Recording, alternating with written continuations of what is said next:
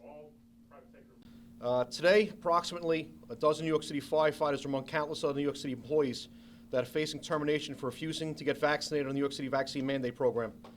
These firefighters spent a career in service to the city, protecting the lives and property of New York City residents at the risk of their own lives, health, and safety. Most, if not all of them, became infected with COVID directly from their work for the city, and it's appalling to myself and many others that natural immunity that was gained by the infection from working for New York City was then ignored by New York City as an acceptable alternative to vaccination.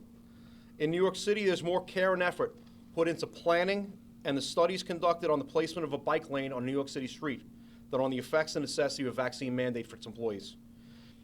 To those of my members facing termination, I have to say I am proud of you for holding the line, but I still encourage you to get the vaccination before it's too late. In the end, I am hoping that the decision you make in the long run is the right decision for you and your family.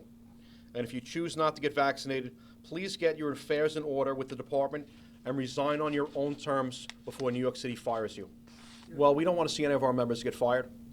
You know, in the end, this is a decision they will have to make for themselves. You know, everyone has to make an isolated decision, and we can only encourage them, you know, not to lose their jobs. I feel some people will regret it in the end, which is another reason why I wish they would keep the door open. You know, there is no reason to permanently and definitively fire someone today, where we do have policies in place where members can take a one-year leave of absence. I have asked the commissioner to allow members that are facing termination to take a one-year leave of absence, and he has denied that request.